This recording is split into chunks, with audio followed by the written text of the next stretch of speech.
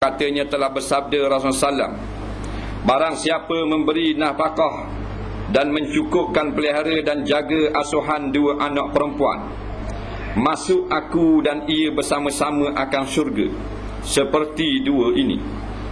Dua mana tu? Dan isyaratnya Nabi dengan dua jarinya.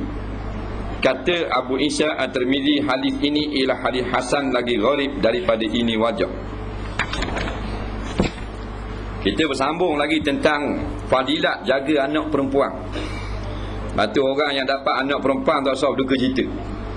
Kerana banyak dalam hadis sebut ganjaran susah bela anak perempuan ni besar di akhirat nanti. Sehingga Nabi kata orang yang susah jaga juga anak perempuan dia, dalam berair mata, berlinang air mata pun disusahkan oleh anak perempuan dia, nak dia jaga juga, maka dia ni kahata ini, dia dengan aku kahata ini. Nabi kata seperti dua ini. Nabi tunjuk dua, jari telunjuk dengan jari atu, maknanya dekat dengan dia aku dalam surga. Maknanya duduk jirang, jadi jirang Nabi tu hambri. Itu kelebihan bela anak puan. Tak? Masuk syurga berkembar dengan Nabi itu bagaimana rupa pada akal. Kerana banyak perkara dan pekerjaan yang disabdakan oleh Nabi masuk syurga berkembar dengannya. Jawab bermula maksud berkembar masuk syurga dengan Nabi itu, yakni sama-sama dalam kumpulan Nabi SAW, yang sama-sama masuk syurga dengan dia, dengan Nabi. Seretak masuk syurga dengan Nabi, ikut Nabi masuk syurga. Tapi syarat sanilah kena sabar lah. Kena sabar. Sabar ni bukan maknanya tiap bertindak, tetapi hati redha dengan kepayahan yang Tuhan jadikan ujian bagi kita dengan sebab bela anak puang.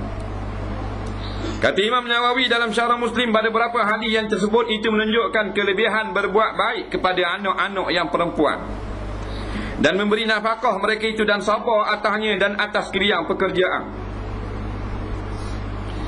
Maknanya nak dapat syurga bersama Nabi, maksudnya kita kena buat baik pada anak perempuan.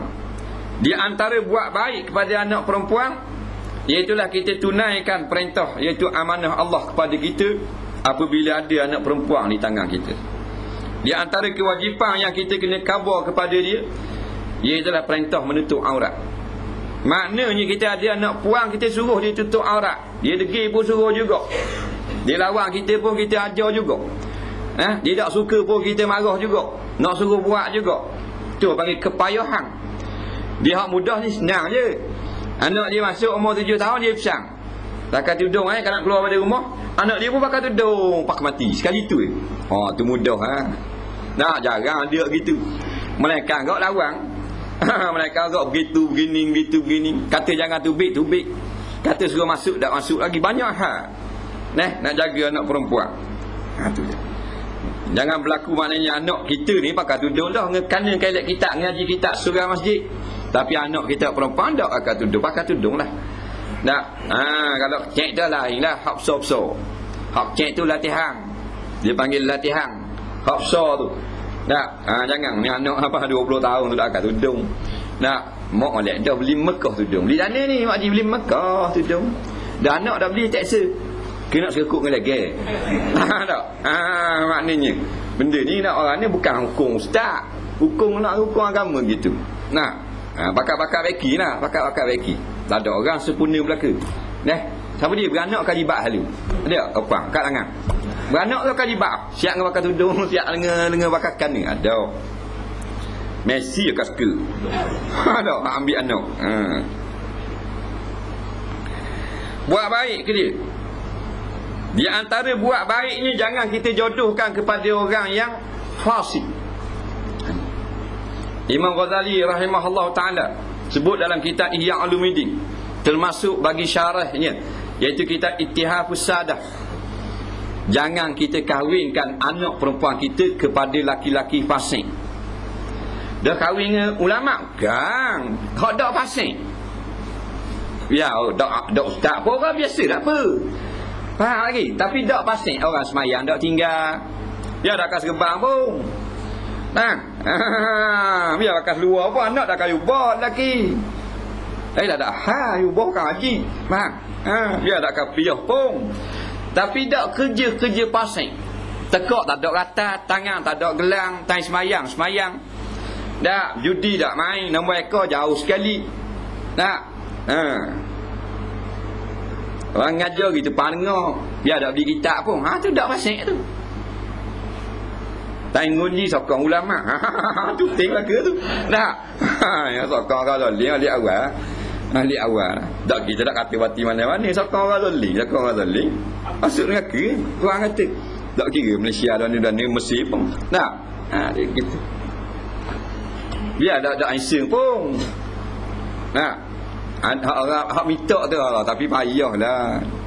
Dah orang mari minta anak kita kok muka handsome pula, dengan pakai selek, dengan pakai baju meja, dengan tak dak kut siri gantung di kereta. Mak ita aku tengok baju kut saja gantung di kereta. Kereta BMW model baru, setengah juta, lapu macam mata iblis. Tak. Ada saru pula ni boleh buka. Tak, muka pula handsome macam ke pelakon terkenal. Mari minta anak dara kita. Dah. Cuma kerja pak haram. Usahanya haram. Nak. Kita nak beri kedok anak dara kita. Tengah-tengah duduk berbincang, mari pula seorang lagi minta laku anak. Orang dekat mari kapah. Dah molek berik, lapu jatuh depan. Tobek orang. Lapu. Faham? Orang lelaki pun betul-betul lapu ikat dengan ketok. Kita tengok kot ikat. Allah gini. Ni yang janji nak mari tengok anak aku. Nah. Tak ada lokat pakai sandal pasal bunga gitu. Hijir tu imam. Kakak dekat. Mari rumah. Hijir tu imam. Tak imam. Lepak 500. Nah, baik. Apa baik? Muka dah isi mana? Nah, lepak rumah lepak. Kau kan lepak je. Nak. Nak uwi hak ni. Tengok pakai beri hak masjid dah. Pakai masjid dah. Nak. Dah tak imam kata kan, tak imam ni kita tak apa dah. Dah. Cuba nasi rumah lain dah katanya mak. Cuba nasi rumah lain pula. Nah, kita nak kalau ada kita beri seorang kita tak ada dah. Nah. Memang ada buat benda tu. Biar baik pun. Ni dunia hari ni.